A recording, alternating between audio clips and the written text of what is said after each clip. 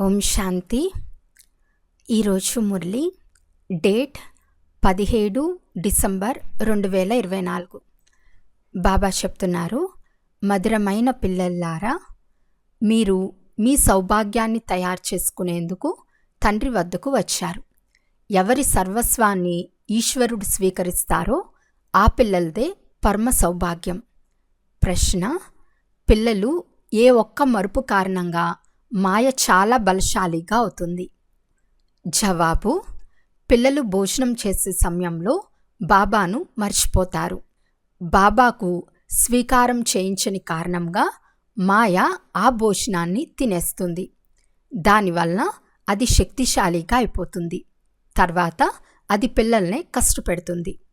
ఈ చిన్న మరుపు మాయ చేతుల్లో ఓటమి పొందేలా చేస్తుంది. కనుక పిల్లల్లారా, స్మృతిలో తినండి, మీతోనే తింటాను అని దృఢంగా ప్రతిజ్ఞ చేయండి అని బాబా ఆజ్ఞాపిస్తున్నారు. ఎప్పుడు స్మృతి చేస్తారో అప్పుడది రాజీ అవుతుంది. పాట: నేడు కాకుంటే రేపైనా ఈ మేఘాలు చెదిరిపోతాయి. ఓం శాంతి. మా దుర్భాగ్యపు రోజులు మారిపోయి ఇప్పుడు సదా కొరకు సౌభాగ్యపు రోజులు వస్తున్నాయని పిల్లలు అర్థం చేసుకున్నారు. నెంబర్ వార్ పురుషార్థానుసారం భాగ్యం పరివర్తన అవుతూనే ఉంటుంది. పాఠశాలలో కూడా భాగ్యం పరివర్తన అవుతూ ఉంటుంది కదా, అనగా శ్రేష్టంగా అవుతూ ఉంటారు. ఇప్పుడు ఈ రాత్రి సమాప్తం అవునున్నదని, భాగ్యం పరివర్తన అవుతూ ఉందని మీకు చాలా బాగా తెలుసు. జ్ఞానవర్షం కురుస్తూ ఉంటుంది. మేము దౌర్భాగ్యం నుండి సౌభాగ్యశాలురుగా అవుతున్నామని, అనగా స్వర్గానికి అధికారులుగా అవుతున్నామని తెలివైన పిల్లలకు తెలుసు. నెంబర్ వార్ పురుషార్థానుసారం మనం దౌర్భాగ్యాన్ని సౌభాగ్యంగా తయారు చేసుకుంటున్నాము. ఇప్పుడు రాత్రి పగలుగా అవుతూ ఉంది. ఇది పిల్లలైన మీకు తప్ప ఇతరులకు తెలియదు. బాబా గుప్తమైనవారు కనుక వారి మాటలు కూడా గుప్తమైనవి. భలే మనుషులు సహజ రాజయోగం, సహజ జ్ఞానం అనే మాటలు శాస్త్రాల్లో రాశారు. కానీ ఎవరైతే రాశారో వారు మరణించారు. ఇక ఎవరు చదువుతున్నారో వారు ఏమీ అర్థం చేసుకోలేరు. ఎందుకంటే వారు అవివేకులుగా ఉన్నారు. ఎంత వ్యత్యాసం ఉంది! మీరు కూడా నెంబర్ వార్ పురుషార్థానుసారం అర్థం చేసుకున్నారు. అందరూ ఒకే విధంగా పురుషార్థం చేయరు. దౌర్భాగ్యం అని దేనిని అంటారో, సౌభాగ్యం అని దేనిని అంటారో కేవలం బ్రాహ్మణులైన మీకు మాత్రమే తెలుసు. మిగిలిన వారంతా గాఢ అంధకారంలో ఉన్నారు. వారికి అర్థం చేయించి మేల్కొల్పాలి. సూర్యవంశీయులను సౌభాగ్యశాలురని అంటారు. వారే 16 కల సంపూర్ణులు. మనం స్వర్గాన్ని రచించే తండ్రి ద్వారా స్వర్గం కొరకు సౌభాగ్యాన్ని తయారు చేసుకుంటున్నాము. ఇంగ్లీష్ తెలిసిన వారికి కూడా మేము హెవెన్లీ గాడ్ ఫాదర్ ద్వారా స్వర్గ సౌభాగ్యాన్ని తయారు చేసుకుంటామని మీరు అర్థం చేయించవచ్చు. స్వర్గంలో సుఖముంది, నరకంలో దుఃఖముంది. స్వర్ణిమ యుగము అంటే సత్యుగం, సుఖం. ఇనుపయుగం అంటే కలియుగం, దుఃఖం. చాలా సహజమైన విషయం. ఇప్పుడు మనం పురుషార్థం చేస్తున్నాము. ఆంగ్లేయులు, క్రైస్తవులు మొదలైన వారు చాలామంది వస్తారు. ఇప్పుడు మేము కేవలం ఒకే హెవెన్లీ గాడ్ ఫాదర్ను స్మృతి చేస్తున్నాము. ఎందుకంటే మృత్యు సమీపంలోనే నిల్చుని ఉంది అని వారికి చెప్పండి. తండ్రి చెప్తారు, మీరు తీర్థస్థానాలకు వెళ్ళినట్లు నా వద్దకు రావాలి. బౌద్ధులకు తమ తీర్థస్థానం ఉంది, క్రైస్తవులకు తమ తీర్థస్థానం ఉంది. ప్రతి ఒక్కరికి వారి అయిన ఆచార పద్ధతులు ఉంటాయి. మనది బుద్ధి యోగం. ఎక్కడి నుండి పాత్ర చేసేందుకు వచ్చామో మళ్ళీ అక్కడికి వెళ్ళాలి. వారు స్వర్గాన్ని స్థాపన చేసే గాడ్ ఫాదర్. వారు మాకు తెలిపించారు. మేము మీకు కూడా సత్యమైన మార్గాన్ని తెలియచేస్తాము. గాడ్ ఫాదర్ అయిన తండ్రిని స్మృతి చేసినట్లయితే అంతిమతి సోగతి అయిపోతుంది. ఎవరైనా ఎప్పుడైనా అనారోగ్యం పాలైతే అందరూ వారి వద్దకు వెళ్ళి రామా రామా అనుమని హెచ్చరిస్తారు. బెంగాల్లో ఎవరైనా మరణిస్తున్నట్లయితే వారిని గంగా తీరానికి తీసుకెళ్ళి హరినామాన్ని చెప్పు, అప్పుడు హరి వద్దకు వెళ్తావు అని చెప్తారు. అయితే ఎవరు వెళ్ళలేరు. సత్యుగంలో ఇలా రామా రామా అని లేక హరి అని చెప్పమని ఎవ్వరూ చెప్పరు. ద్వాపరం నుండి ఈ భక్తి మార్గం ప్రారంభమైంది.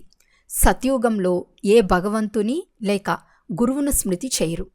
నేను ఆత్మను, ఒక శరీరాన్ని వదిలి మరొక దాన్ని తీసుకుంటాను అని అక్కడ కేవలం తమ ఆత్మస్మృతి మాత్రమే ఉంటుంది. తమ సామ్రాజ్యం స్మృతి ఉంటుంది. మేము మా రాజ్యానికి వెళ్ళి జన్మ తీసుకుంటామని భావిస్తారు. ఇప్పుడు రాజ్యం తప్పకుండా లభిస్తుందనే నిశ్చయం పక్కాగా ఉంది కదా. మరి ఎవరిని స్మృతి చేస్తారు? లేక ఎందుకు దానపుణ్యాలు చేస్తారు? అక్కడ దానపుణ్యాలు చేసేందుకు పేదవారు ఎవ్వరూ ఉండరు. భక్తి మార్గము ఆచారాలు పద్ధతులు వేరు, జ్ఞాన మార్గం ఆచారాలు పద్ధతులు వేరు. ఇప్పుడు తండ్రికి సర్వస్వాన్ని ఇచ్చి 21 జన్మలకు వారసత్వాన్ని తీసేసుకున్నారు. ఇక దానపుణ్యాలు చేయవలసిన అవసరం లేదు. తండ్రి అయిన ఈశ్వరునికి మనం సర్వస్వాన్ని ఇచ్చేస్తాము. ఈశ్వరుడే స్వీకరిస్తారు. స్వీకరించుకుంటే మరి ఇచ్చేది ఎలా? స్వీకరించుకుంటే అది కూడా దౌర్భాగ్యమే. వారి మమకారాన్ని దూరం చేసేందుకు స్వీకరించవలసి వస్తుంది. ఈ రహస్యం కూడా పిల్లలైన మీకు తెలుసు. అవసరమే లేనప్పుడు ఎలా స్వీకరిస్తారు? ఇక్కడ ఏది కూడబెట్టుకోరాదు. ఇక్కడి నుండి మమకారాన్ని సమాప్తం చేసుకోవలసి ఉంటుంది. బాబా అర్థం చేయిస్తున్నారు. ఎక్కడైనా వెలుపలకు వెళ్ళినప్పుడు స్వయాన్ని చాలా తేలికగా భావించండి. మేము బాబా పిల్లలము, మేము ఆత్మలము, రాకెట్ కన్నా తీక్ష్ణమైన వారము. ఇలా ఆత్మాభిమానిగా అయి నడిచి వెళ్తే అలసిపోరు. దేహభావన రాదు. మేము కాళ్ళతో నడవటం లేదు, ఎగురుతూ వెళ్తున్నామనిపిస్తుంది. ఆత్మాభిమానులుగా అయి మీరు ఎక్కడికైనా వెళ్ళండి. ఇంతకుముందు మనుషులు తీర్థయాత్రలకు కాలినడకనే వెళ్ళేవారు. ఆ సమయంలో మనుషుల బుద్ధి తమో ప్రధానంగా లేదు. చాలా శ్రద్ధతో వెళ్ళేవారు, అలసిపోయేవారు కాదు. బాబాను స్మృతి చేయటం వలన సహాయం లభిస్తుంది కదా. భలే, అది రాతి విగ్రహం అయినా ఆ సమయంలో బాబా అల్పకాలం కొరకు మనోకామనలు పూర్తి చేస్తారు. ఆ సమయంలో రజోప్రధాన స్మృతి ఉండేది కనుక దానివల్ల కూడా శక్తి లభించేది, అలసట ఉండేది కాదు. ఇప్పుడు పెద్దవారు వెంటనే అలసిపోతారు. పేదవారు చాలా తీర్థస్థానాలకు వెళ్తారు. ధనవంతులు చాలా ఆడంబరంగా గుర్రాలు మొదలైన వాటిపై వెళ్తారు. పేదవారు కాలినడకనే వెళ్తారు. భావన ఫలం పేదవారికి లభించినంతగా ధనవంతులకు లభించదు. బాబా పేదల పెన్నిది అని ఈ సమయంలో కూడా మీకు తెలుసు. మరి ఎందుకు తికమక పడుతున్నారు? ఎందుకు మర్చిపోతున్నారు? బాబా చెప్తున్నారు, మీరు ఏమీ కష్టపడిన అవసరం లేదు. కేవలం ఒక ప్రియతముని స్మృతి చేయాలి. మీరందరూ ప్రేయస్సులు కనుక ప్రియతముని స్మృతి చేయవలసి వస్తుంది. ఆ ప్రియునికి భోగ్ సమర్పించకుండా తినేందుకు సిగ్గనిపించటం లేదా? వారు ప్రియతముడే కాక తండ్రి కూడా అయినారు. నాకు మీరు తినిపించరా అని అడుగుతున్నారు. మీరు నాకు తినిపించాలి కదా. చూడండి, బాబా యుక్తులు తెలియజేస్తున్నారు. మీరు తండ్రి లేక ప్రియతమునిగా అంగీకరిస్తున్నారు కదా. ఎవరు తినిపిస్తున్నారో వారికి మొదట తినిపించాల్సి ఉంటుంది. బాబా చెప్తారు, నాకు భోగును స్వీకారం చేయించి నా స్మృతిలో తినండి. ఇందులో చాలా శ్రమ ఉంది. బాబాను తప్పక స్మృతి చేయాలి అని బాబా పదే పదే అర్థం చేయిస్తారు. స్వయం ఈ బాబా కూడా పదే పదే పురుషార్థం చేస్తూ ఉంటారు. కుమారీలైన మీకు చాలా సహజం. మీరు మెట్లు ఎక్కనే లేదు. కన్యకు ప్రియునితో నిశ్చితార్థం జరగనే జరుగుతుంది కనుక అలాంటి ప్రియతముని స్మృతి చేసే భోంచేయాలి. వారిని మనం స్మృతి చేస్తాము, వారు మన వద్దకు వచ్చేస్తారు. స్మృతి చేసినట్లయితే భావనను తీసుకుంటారు కనుక బాబాతో ఇలా మాట్లాడవలసి ఉంటుంది. రాత్రి మేల్కోవటం ద్వారా మీకు ఈ అభ్యాసం అవుతుంది. అభ్యాసం అయినట్లయితే పగలు కూడా స్మృతి ఉంటుంది. భోజనం చేయు సమయంలో కూడా స్మృతి చేయాలి. ప్రియతమునితో మీ నిశ్చితార్థం జరిగింది, మీతోనే తింటాను అని పక్కా ప్రతిజ్ఞ చేయాలి. ఎప్పుడు స్మృతి చేస్తారో అప్పుడే వారు తింటారు కదా. వారికి భావం మాత్రమే లభిస్తుంది, ఎందుకంటే వారికి తన శరీరం అయితే లేదు. కుమారీలకు చాలా సహజం, వారికి ఎక్కువ సౌకర్యాలు ఉన్నాయి. మన సుందర ప్రియతముడైన శివబాబా ఎంత మధురమైన వారు.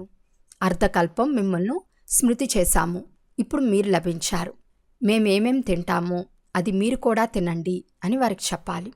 అలాగని ఒక్కసారి స్మృతి చేసి తర్వాత వారికి తినిపించటం మర్చిపోయి మీకు మీరే తినమని కాదు. వారిని మర్చిపోవటం ద్వారా వారికి లభించదు. చాలా పదార్థాలు తింటూ ఉంటారు. కిచిడి తింటారు, మామిడి పండు తింటారు, మిఠాయి తింటారు. ప్రారంభంలో స్మృతి చేస్తారు, అంతటితో సమాప్తం.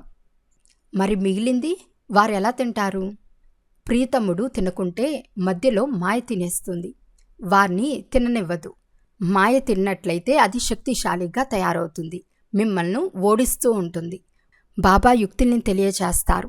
బాబాను స్మృతి చేసినట్లయితే తండ్రి లేక ప్రియతముడు చాలా సంతోషిస్తారు.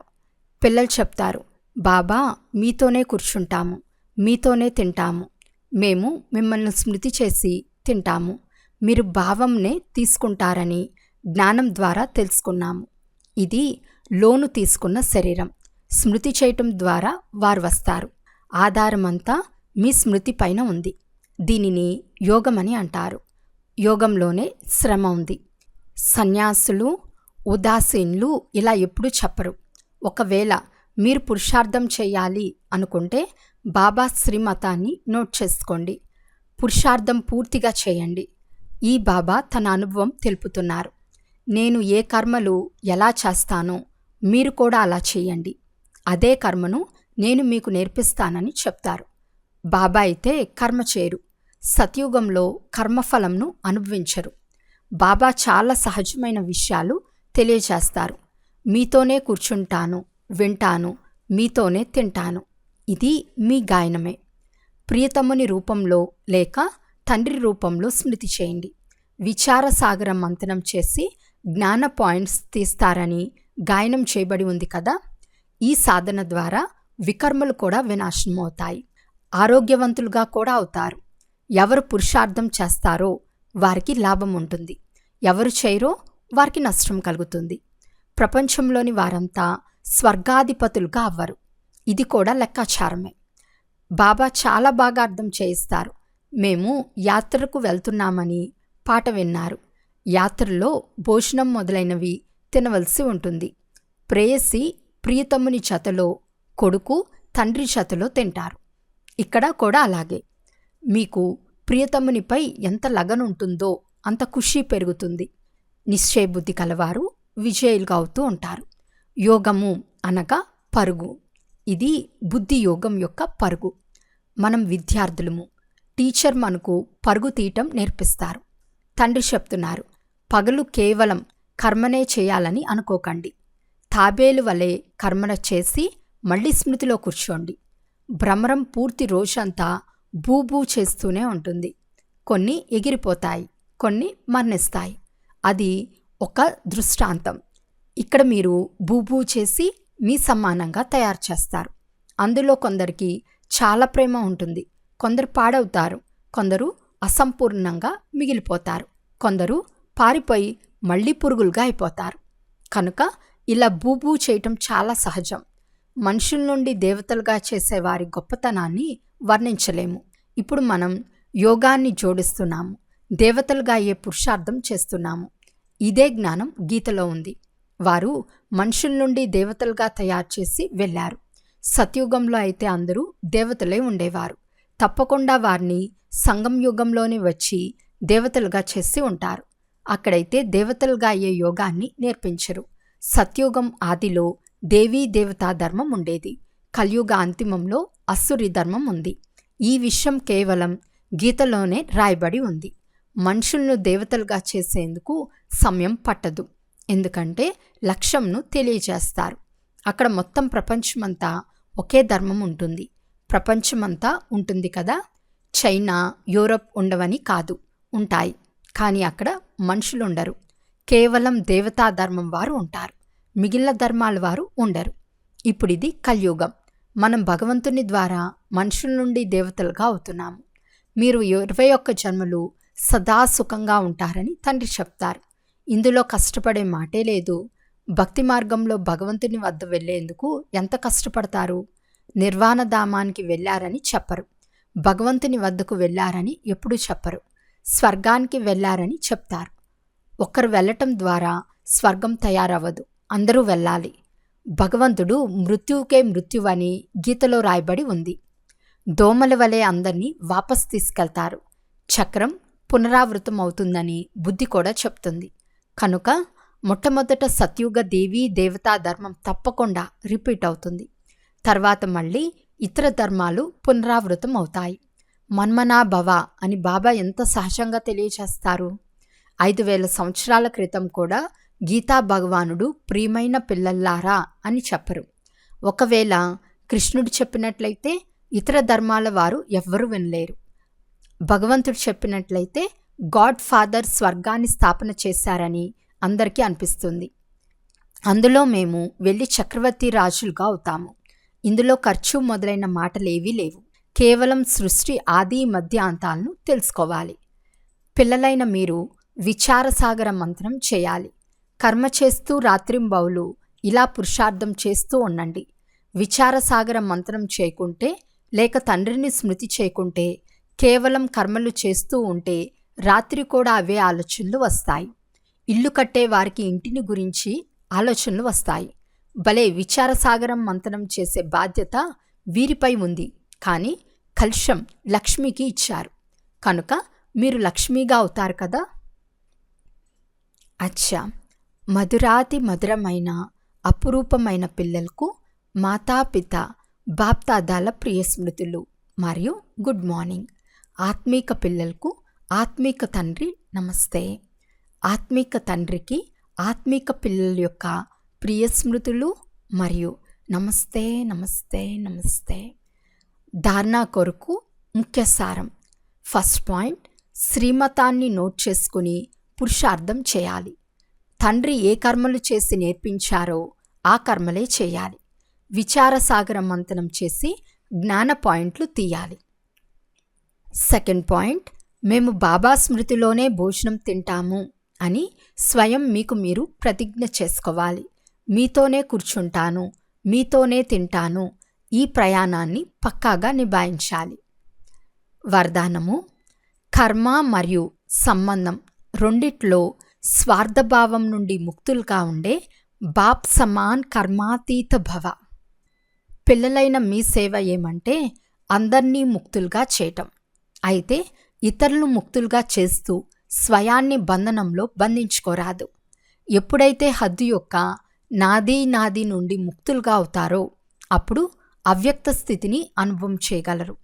ఏ పిల్లలైతే లౌకికం మరియు అలౌకికం, కర్మ మరియు సంబంధం రెండిట్లో స్వార్థభావం నుండి ముక్తులుగా ఉంటారో వారే తండ్రి సమానం కర్మాతీత స్థితిని అనుభవం చేయగలరు.